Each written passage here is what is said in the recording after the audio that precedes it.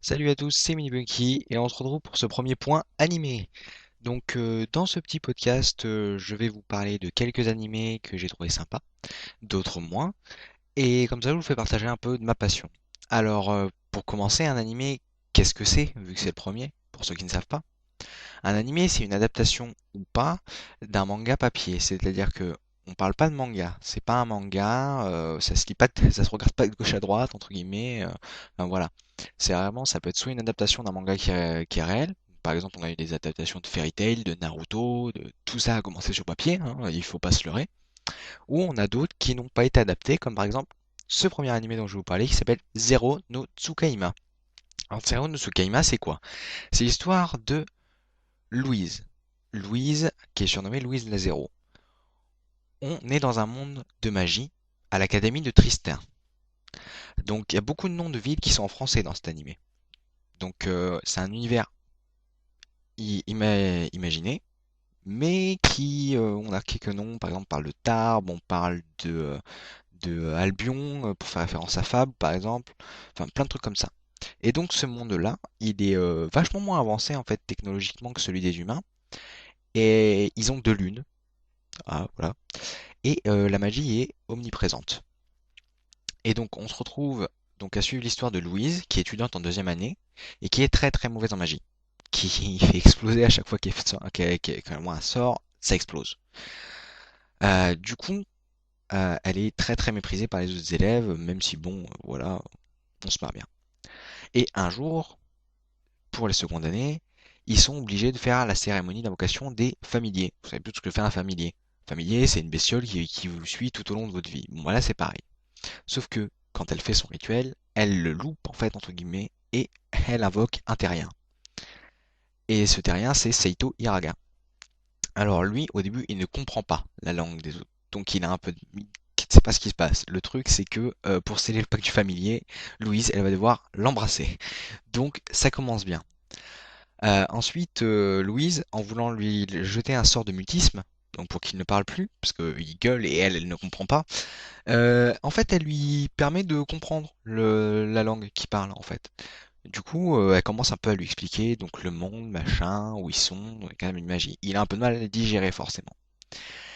Et du coup, bah, elle le traite comme un roturier parce que dans ce monde-là, il y a deux catégories de gens. Il y a les nobles qui savent utiliser la magie et les mages, et les roturiers qui sont les gens du peuple.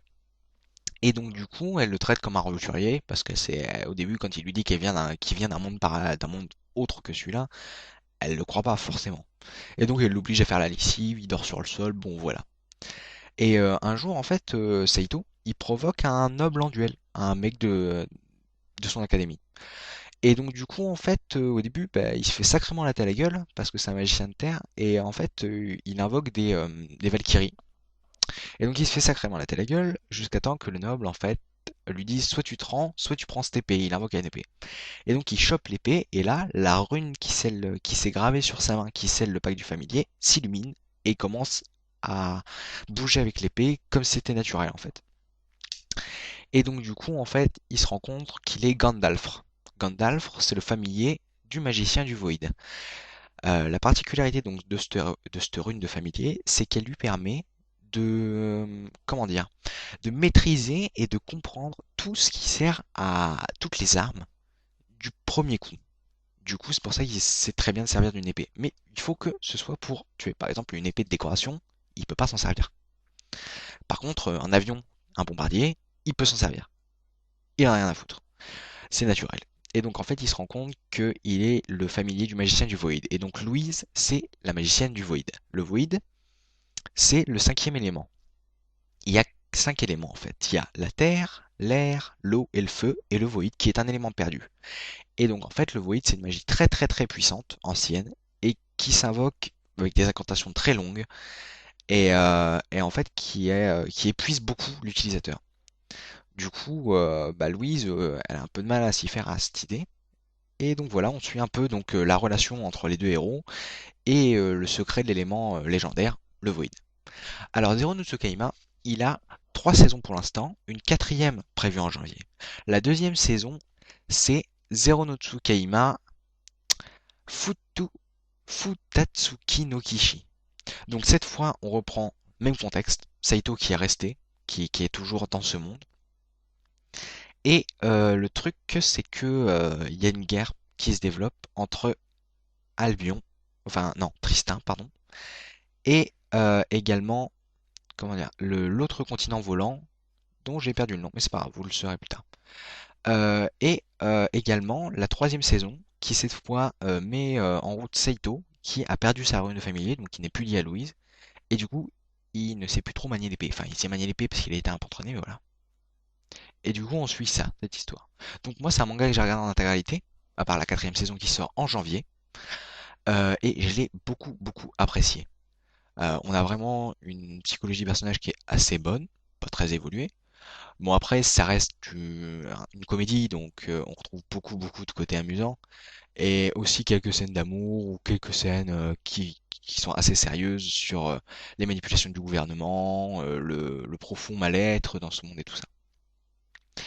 Donc le deuxième animé, c'est Camphor que je voudrais vous parler. Camphor, c'est l'histoire de Seno Natsuru, 17 ans, deuxième année à l'école de Seitetsu Senior Height, et qui se réveille un matin avec un bracelet bleu au bras, un bracelet rond quoi, et il peut pas le retirer. Et en fait, il se transforme en fille. Pourquoi? Parce que c'est le messager donc qui lui apprend, donc c'est une peluche tigrée parlante. What the fuck? Pourquoi pas?